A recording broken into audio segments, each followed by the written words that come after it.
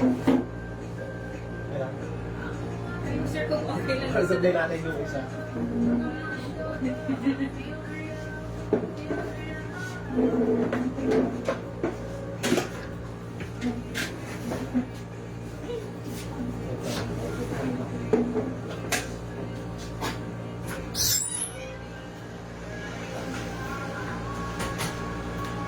Ma'am Jem, pa-check na. Kasi na lang, sir. Check mo sa... Ah.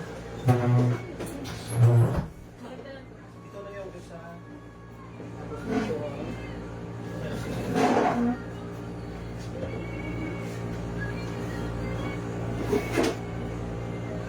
Ma'am, pwede na, no? Ay, tatlo kayo? Tatlo kami kasi, sir. Mas, sir. Ni Kuya? Oh, sir, okay lang.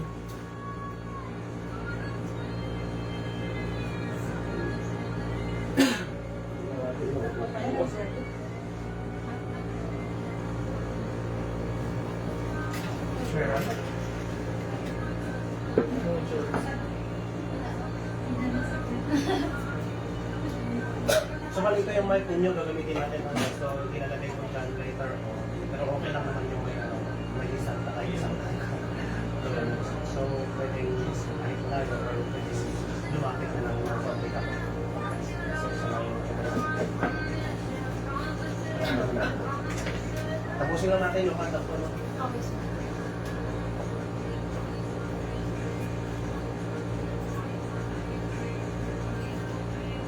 Tsaka live ka, sir. Yes, ma'am.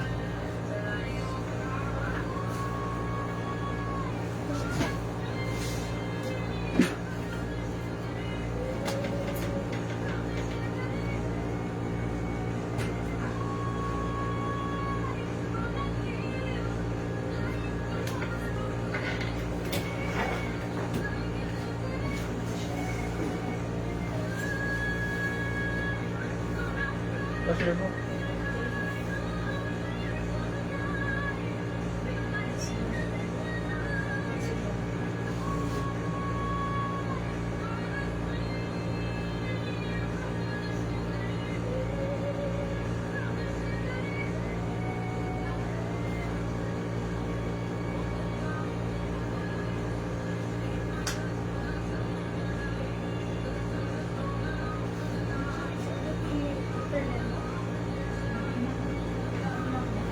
Pwede pa makikonnect, sir? Ay, start mo na lang kami. Uy, dali mo na.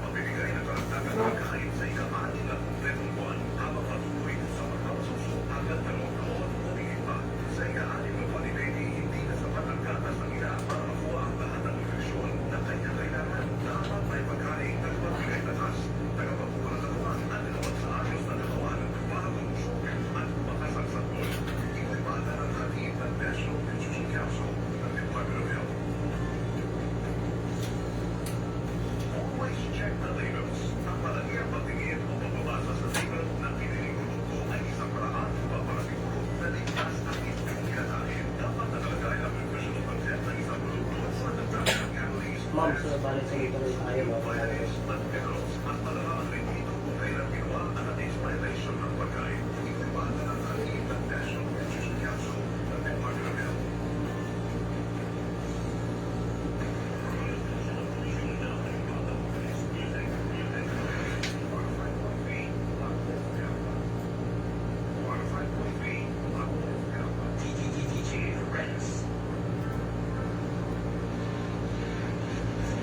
Alright, at oras po natin mga kaibigan, 12 minutes after 10 in the morning. Magandang umaga pa rin po sa ating mga listeners na nakatunin sa ating radio station this morning. At sa mga bagong tuloy naman, kayo po ay nakatutok dito lang sa 105.3 Lamot FM.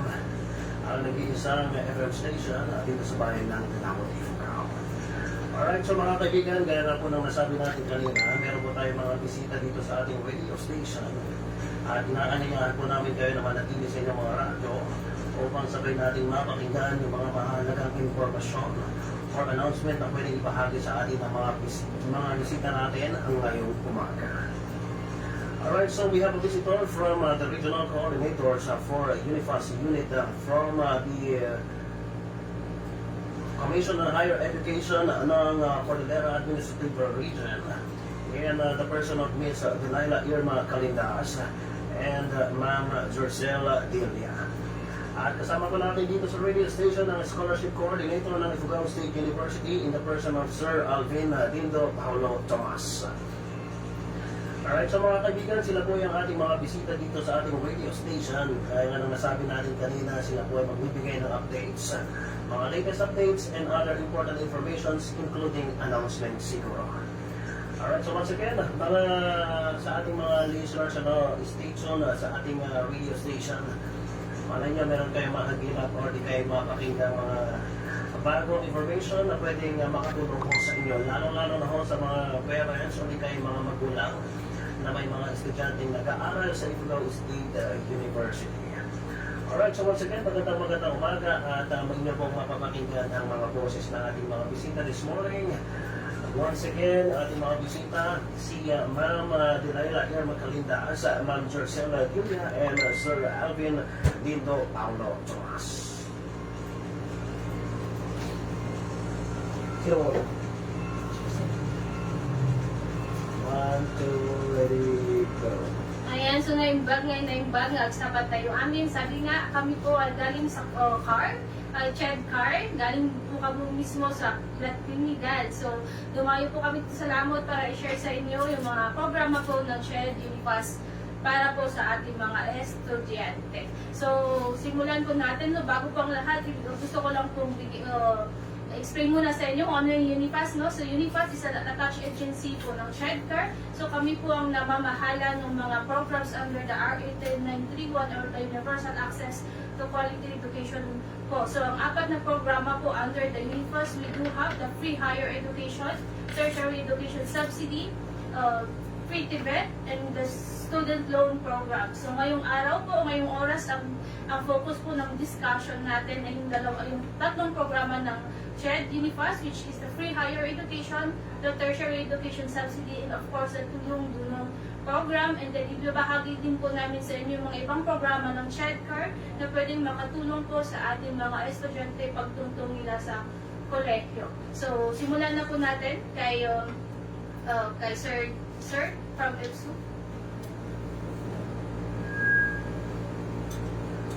Okay, hello. Good morning sa listeners and sa viewers natin. Alright, so as mentioned po earlier, yung one of the programs under the Republic Act 10931 or the Universal Access to Quality Tertiary Education Act ay yung Free Higher Education or yung FHE. So ito po is nagbibigay siya ng free tuition fee. So including din po yung miscellaneous fees. Ito po is para sa mga students na enrolled sa higher education institutions like Ifugao State University po. And for IFSU, for the academic year 2025 to 2026, meron po tayong 11,892 ang bilang ng FHE beneficiaries. Ito po yung first semester. Ito po is mas mataas po doon sa previous school year, yung first semester ng 2024-25, which is 11,653. So ito po is pinapakita niya na patuloy po yung access natin sa higher education sa mag-aaral dito po sa Ifugao. And also through this FHE program, ito po is nabibigay siya ng chance para sa ating mga kabataan para ipagpatuloy at tapusin ang kanilang tertiary education. Okay? And ito po is isa ring patunay itong FHE program na mas bukas, inclusive at abot kaya po ang tertiary education para sa mamamayan ng Ifugao. Yun po. Ayun, so napakinggan natin ang tungkol sa free higher education na isa sa mga major programs ng ating Universal Access to Quality Tertiary Education Act. So nakaka-amaze na mapakinggan na meron tayong 11,000, more than 11,000 na FHA beneficiaries dyan lamang sa Ifugao State University. So para sa ating mga graduate ng senior high school na magpapatuloy ng kanilang higher education, libre po ang higher education sa Ifugao State University, kaya mag-enroll na sa Ifugao State University.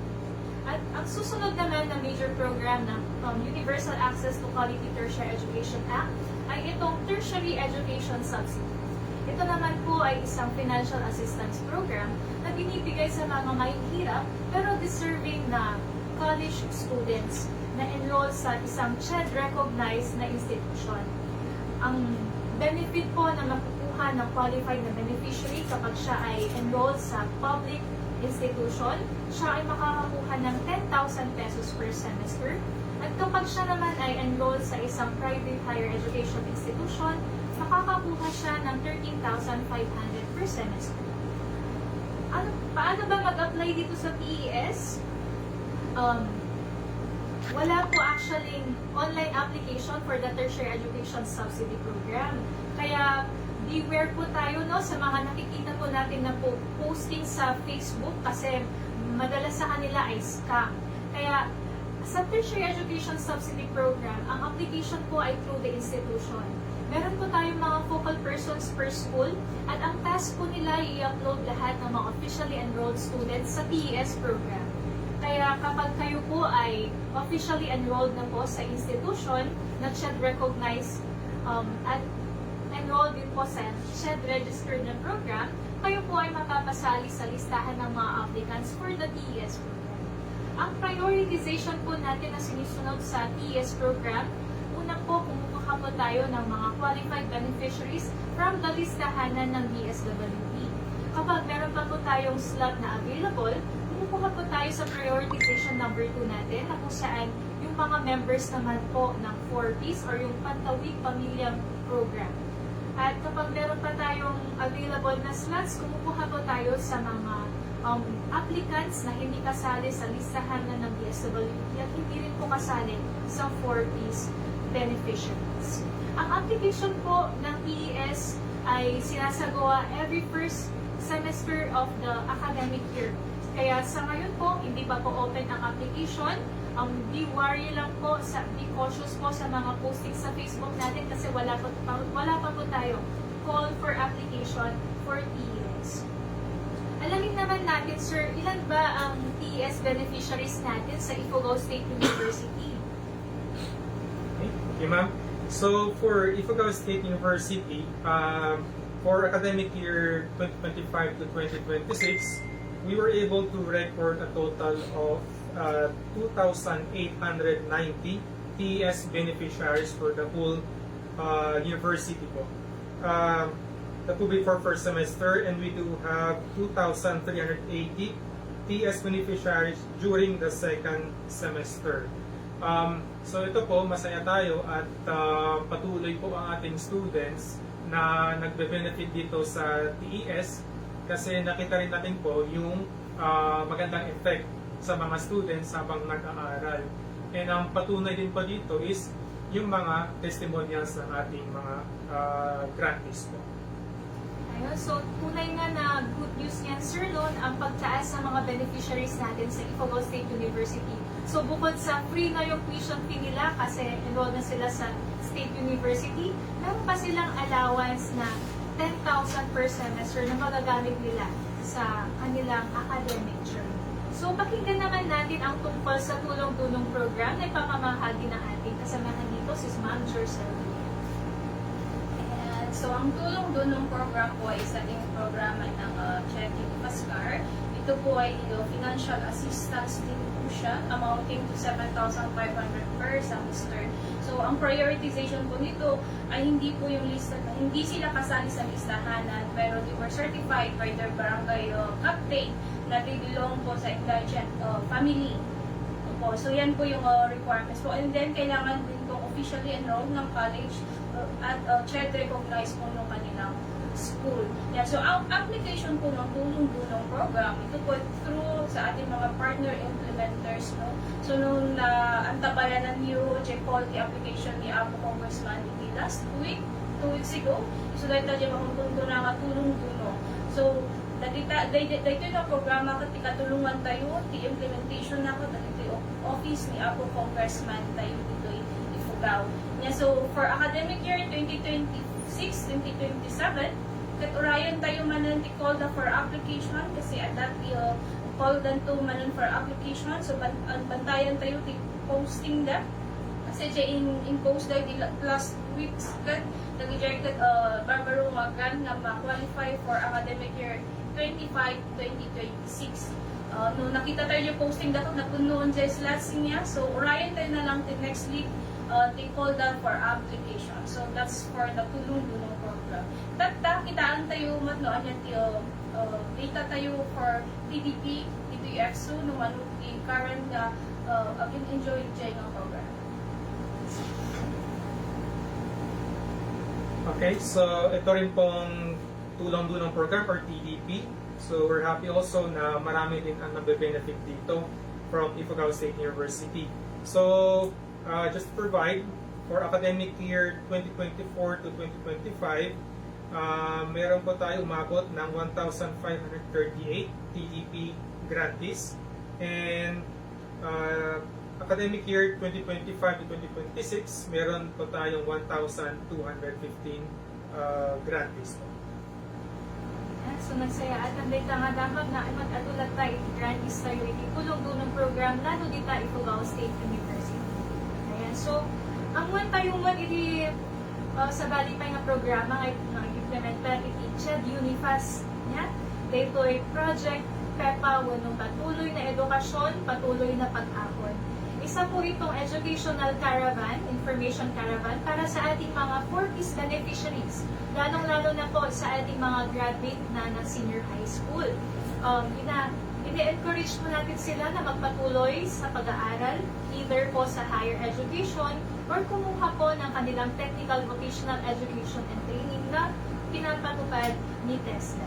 So, sa Project PEPA, nakapag-implement na tayo, di ba, Jers, ng unang caravan natin dito sa Ifugao Province last late ng February ata yun. Ayun. So, abangan natin ang mga susunod na implementasyon ng Project PEPA dito sa Cordillera. Baka yung province na po ninyo ang susunod namin na bibisitahin for the Project PEPA caravan. Ayun. So, for the other updates, Ma'am Jercel? Ayan, so kay kung nagpakaamo or gusto ko pakaalam sa lahat po ng ating mga existing grantees, no, at ating nakatune in nga grantees tayo niya. So, at ating partnership tayo with Land Bank, wherein nire-require po namin lahat po ng ating mga existing TTP, TS beneficiaries to open their individual ATM account sa Land Bank. No? So, ang layunin po ng partnership na ito ay mapadali or ma-expedite yung release po ng inyong mga financial assistance. So, through CHED ay diretso na po sa inyong mga ATM accounts, inyong mga financial assistance. So, sa mga nakatune in po na grantees and beneficiaries namin naway ng pagsabit na po kayo ng inyong mga ATM accounts. Kung hindi pa asikasuhin na po natin at yan po ay requirements po namin, no ATM, no payment. Ayan, so alaman mo natin yung anong status ba, Sir Alvin, yung submission ng ating mga ATM accounts. Baka pwede nyo pong i-shout out yung mga wala pang submission. Okay, so we're also happy to inform everyone that nearly 100% na po ang grantees from IFSU is meron na pong land bank accounts. And yun nga po, meron pa tayong mga grantees na wala pa. So again, informing the grantees in IFSU to please open an account. We do have also the land bank mobile application na pwede nyong gamitin for your opening of the account. And then once you have po yung account details, you just submit it to our office po para ma-process po natin at smooth po yung sa processing ng inyong grant. Ayun, so ulitin natin sa mga wala pang land bank account, hindi na po ninyo need na bumisita pa sa land bank branch. Dahil pwede na po kayo mag-open ng inyong land bank account gamit ang inyong cellphone. I-download lamang po ang land bank mobile app at mag-open po ng account through the app. Ayun, so ano yung mga requirements, Ma'am Jursa, sa pag-open ng land bank through the app? Ang usual ang requirements lang naman doon sa cellphone, of course. Kailangan nyo ng data kasi kailangan nyo i-download yung app. Then pag naka-open na po, just fill up po yung mga details na hinihingi ng mobile banking app. And then after that, ang i-upload lang po natin is yung valid ID. So ang tinatanggap na ID ng mobile app ay yung Philippine National ID. O yun po yung isa sa mga kayo. Pag wala po kayong Philippine National ID, pwede po natin gamitin yung school ID natin. Ang pipiliin lang po natin is yung barangay certificate, pero ang i-upload natin is the school ID. Ayan, tinatanggap po yan ni mobile app kasi kadalasan po sa ating mga grantees, ang problema po nila, wala silang PhilSys ID, no? So wala silang valid ID. Pwede nyo gamitin ang yung school ID. Ang pipiliin lang po natin yung barangay certificate doon sa selection ng IDs, and then upload po natin yung school IDs natin. And from that po, makaka-open na po kayo ng inyong mobile app. Ganun lang po siya kadali. Hindi nyo na po kailangan, wala po kayong babayaran, ID lang po ang ihahanda nila for the opening.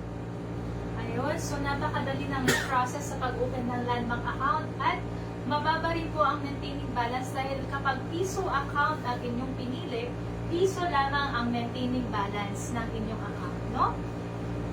So bago po tayo magpatuloy, shout out lang po namin yung mga nanonood na kasamahan po namin sa regional office. Shout out po namin sa aming regional director, Dr. Serafin Nuhayon. Good morning po sir. Sa aming focal person sa Unifast Unit, Dr. Bernadette Paleg. Good morning ma'am. Ang aming mga kasamahan sa Unifast Unit, mga fellow regional coordinators, ang aming lead regional coordinator, Ma'am Jessamine, na nasa QC ngayon. Ngayon, good morning po sa inyong lahat. At mga focal persons din po natin from the HGI sa nakikinig at nanonood ngayon sa ating live stream. Magandang umaga po and thank you po sa pag-tune in na ating UAQT time dito sa Lamon FM.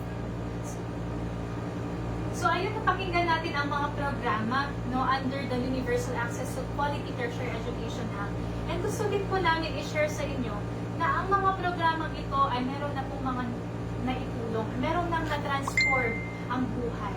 So dito sa Cordillera, hina-highlight po natin yung transformational journey ng ating mga beneficiaries through posting po ng kanilang achievement kapag nakapasa po sila sa licensure exam, at nagpo-post din po tayo ng mga testimonial stories through our Facebook page and through our YouTube channel.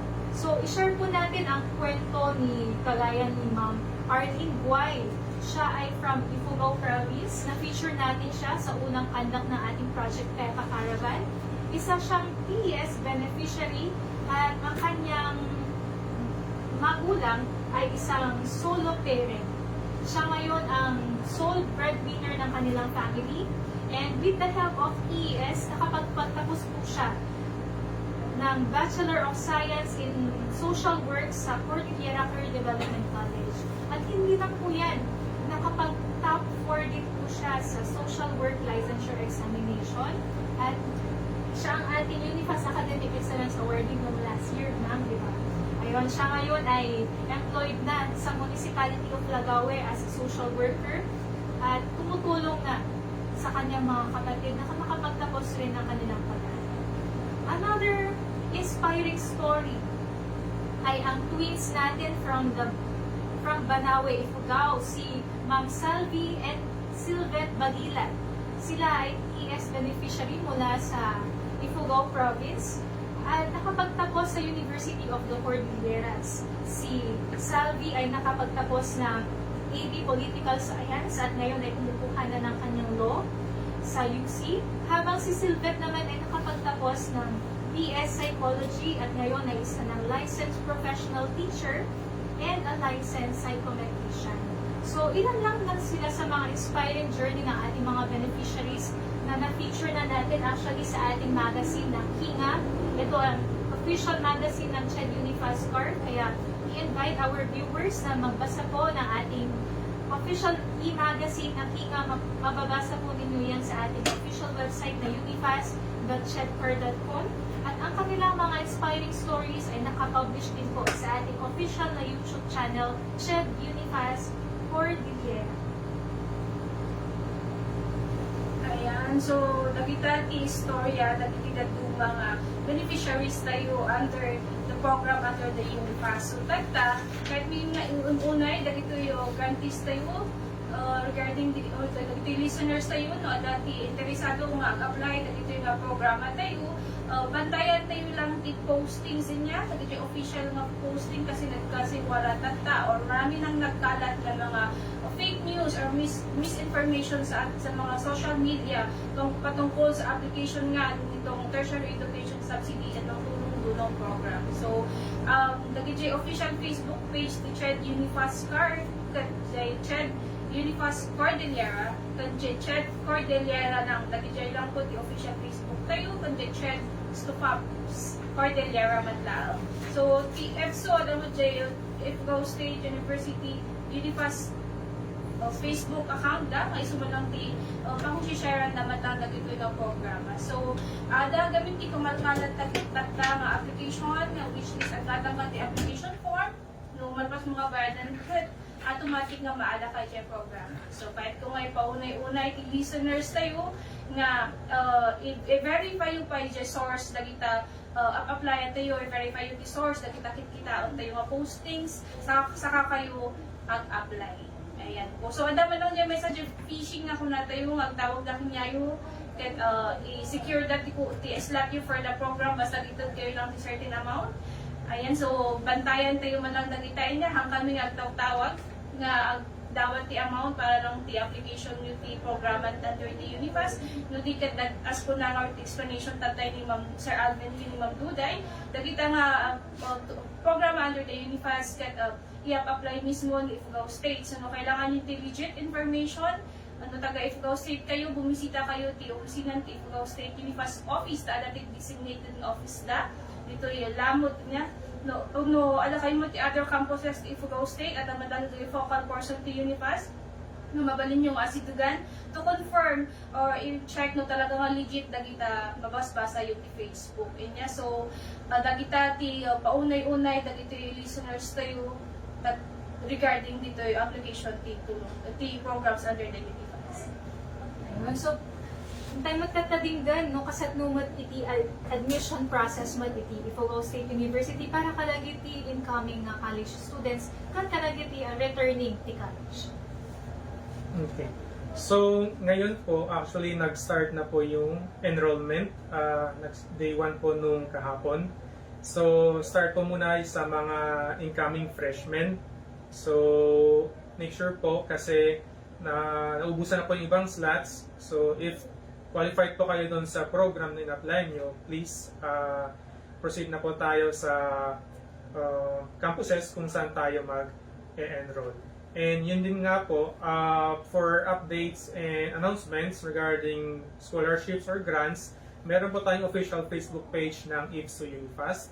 Yun po yung Ifugao State University Unifast. And yun nga po, meron din tayong mga designated na focal persons for Unifast per campus. So they are much willing naman din po to assist you po. And also, please follow yung official Facebook page ng Ifugao State University. So, thank you so much, Sir Alvin. At damat nagiti upcoming activities iti CHED Regional Office, Ma'am Jersel. Ayan, so the Unifast Office kathan kami lang ito ti financial assistance no, dedicated kaya ti matlang matulungan ti enhancement ti skills and development dagiti estudyante tayo or dagiti grantees tayo. So adaji kun namin nga seedling dito kathan nga panagmula ti kayo ti seedling nga kun tayo skills enhancement engagement and development, a learning intervention to nurture grantees. So ti aramidad damitoy ang ititad kami ti free learning opportunity para kinyaga every year. So every quarter ada ti conduct tayo dito. So dalpas min di episode 1 in the last week, conduct to tayo ti episode 2 this coming next quarter inya. So dahito ti project sibling tayo. Ada man lang jay project access me, dahito jay pa nagpa-share me mat lang ti saba-saba nga area ti Cordillera or ti dagiti senior high school ta ipaamu mi mat lang dagiti programa ti Unifast. So dahito project access at kaslaman lang dahito QT time tayo inya nga i-share me mat lang dagiti programs tayo. At least ma-inform kayo, ma-inform dagito yung tao tayo, dagito programs under the Unifast. So, for more orientation, alam mo lang ti roll out, makankandak na roll out, dagito yung grantees tayo, pag di pa nag-open dati ATM accounts. So, ang tabayanan tayo dagito yung schedules na. As po namin, yung follow po natin yung official Facebook page po namin at doon po natin makikita yung schedule po ng ating conduct ng mga iba't ibang programa under the Unifast. Ayan, so, since ada kami to yun, at dawat alam niyo man lang dito yung opportunity nga i-plug dagito yung other scholarship program na available po sa aming opisina. So dagito yung scholarship niyahan nga financial assistance. So medyo nangat nga to the requirements tayo as to grades and amount nga ito nangat nga to. So dagito yung open tatay di check mismo di bagong Pilipinas Merit Scholarship Program. No nakita tayo kasi nagkasiwara man lang ang posting na dito ti online. Dito kat baro nga programa. So sino ti mabalin nga apply dito nga programs? Dito senior high school, fresh graduate ti senior high school nga belonging ti top 5 ti klase da or basta ti general weighted average dapat 95. So, anya ti requirements na or anya ti qualifications na kailangan nga si kayo Filipino of course. So, Filipino citizen kayo, the income ti parents you could hand nga dapat exceed ti 2 million pesos. Yan, so combined income ti parents tayo niya.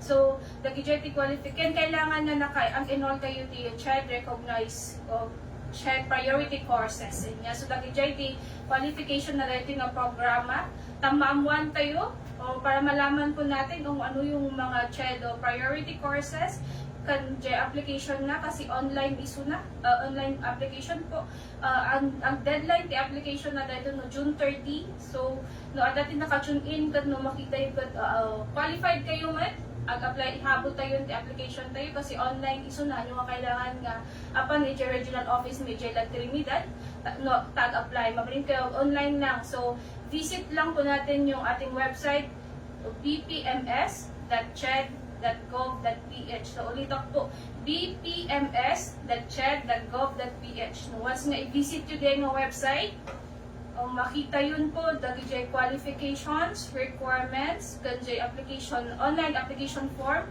na i-fill up tayo and then you follow lang po yung guide kasi may guide naman doon kung paano kayo mag-apply. So in case ada ti questions you, ada man lang ti makita yun dyan Facebook pages or numbers na mabalin nyo i-contact regarding the concerns you. Yeah, so dahil tayo bagong Pilipinas Merit Scholarship Program. Dapat lang dyan may isang grant tayo, dyan ahead grant. Dahil ito ikat barbaro matlang nga programa para dagi dyan nursing students tayo or any students enrolled to other health allied courses niya. So kailangan nga ongoing clinical RLE or practicum tayo ongoing currently undertaking kayo each year kat nabalin kayo mag-apply dito nga programa. So kas ano man ang application na online man lang isu na. So antabay nan tayo ti posting ni in pagamitan tayo nga scholarship program niya. So ada man lang may post man lang application procedure na. So kailangan man lang Filipino citizen kayo na maka-apply kayo. Kasi income to parents you could have nag-exceed 1,200,000 pesos. 1.2 till limit till income da. So like ito one-time grant lang. amounting to 25,000 para dagito yung nursing ongoing nursing students tayo nga undertaking ti practicum da or RLE da. So dayta ti duwa nga barbaro nga programa ti CHED nga mabalin tayo nga apply. Yun, so ulitin tayo lang DJ website ipag-applyan iti Bagong Pilipinas Merit Scholarship Program bpms.ched.gov.ph. Dating mat-ahead grant ahead ahead.ched.gov.ph. So dito'y Bagong Pilipinas kat open iti application na gingana June 30 at iti ahead grant coming soon pa lang DJ application na isagsala na yun the DJ requirements na. Siguro agdamag da GJPS ng TDP grantees tayo niya, mabaninda bang ang avail pa dahil Bagong Pilipinas Merit Scholarship Program. Haanan po kasi ongoing kayo nga enjoy iti national government funded nga financial assistance. Kanda ito'y Bagong Pilipinas para lamang kadagiti incoming nga college entrance. Ngom, si kayo nga TS kan TDP beneficiaries, mabalin kayo tupay nga ag-avail iti ahead grant. So mabalin na ita. So nga isagsaganaan nyo iti requirements na tatnunod. Open iti application kat mag-apply kayo ito maisigitan. Ayun, so dagita iti naimbag na damag na agapo iti CHED Unifas Cordillera. Iterate tayo nga haanan na lapad iti kinapanglaw iti biyag tapno haan ka nga makatupos iti college. Tatagtan, ti kalidad na edukasyon kat abot na ada iti free tuition, ada madagiti nagadu nga opportunity financial assistance programs ngay provide iti CHED kasama iti Unifas. So agyaman kami iti DPWH 105.3 Lamot FM, iti dahi tingagundawan ngay paina iti CHED Unifas Cordillera in partnership with Ifugao State University. Iti dahi nga UAQT Times. Sir DJ, thank you so much and shout out din po, maraming salamat din po sa ating Municipal Mayor, Attorney Mariano Buyagawan Jr. sa pagpayag po na mag-air ang UAQT Time dito sa inyong Lamot FM. Maraming salamat din po sa ating mga viewers, sa ating mga listeners. Kapag meron po kayong question or clarification pa na gusto nyong balikan tungkol sa programang ito, pwede po ninyo i-rewind ang ating live stream po, no? At meron din po kaming online project access na ikakandak po sa June 16.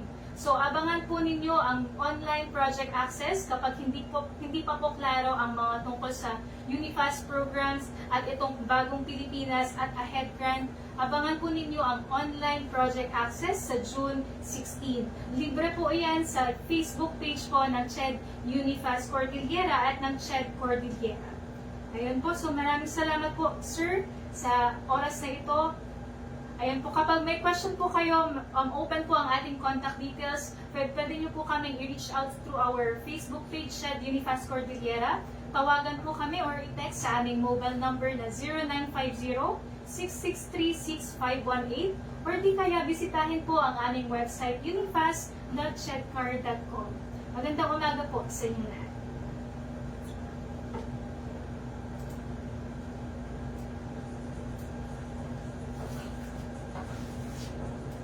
Alright, so ating pong napakinggan ang boses ng ating mga bisita dito sa ating radio station this morning.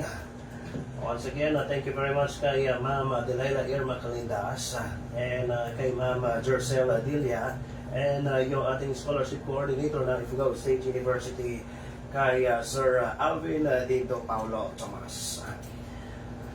Ayan, so hopefully ay naintindihan mo natin or nasundan po natin yung mga informations na naibahagi sa atin ng ating mga bisita. Anyway, gaya nga ng nasabi ng ating ni Ma'am, pwede nyo balikan yung ating mga Facebook Live kung gusto nyo masundan yung kanila pong mga page o di kaya yung kanila pong mga contact number meron. Parang hindi yata na-air yung ating contact number, Ma'am. Why not that? Okay, contact number po ng CHED Unifas Cordillera 0950-663-6518. Thank you very much, Ma'am. Baka meron din tayong contact number from the Ifugao State University from our scholarship coordinator, Sir Alvin. For Ifugao State University po, please follow na lang po yung Facebook page, Ifugao State University Unifast. Thank you.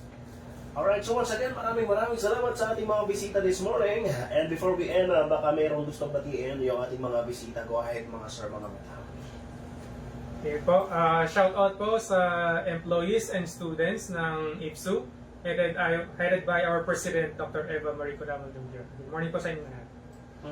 Shoutout din po sa Unifast Focal Person ng IPSU na kasama namin kahapon at kasama namin na nag-organize itong U8UP time dito sa Lamot FM. Magandang umaga sa iyo, Ma'am Michelle Dulay. Ayun. And lastly, si Madam Jorcel. Ayan po, so shout out po sa ating mga regional coordinators sa aming opisina. Nag-busy ngayon. Hi po sa inyo. Ayan po. Alright, so once again, maraming salamat and see you again on our next schedule dito lang sa 105.3 Lamot FM. And looking forward, personal sana na makasama natin yung mga estudyante na nakapagtapos na and para sila na mismo yung mag-share na kanilang mga stories na yung mga beneficiary po ng inyong pong programa. Alright, so manatiling nakatutok dito lang sa 105.3 Lamot FM for more music. And syempre, I will be your music provider for today. My name is Rance, your DJ Rance. Okay, thank you. Thank you. Thank you, sir. Ano natin, ulit yung schedule natin.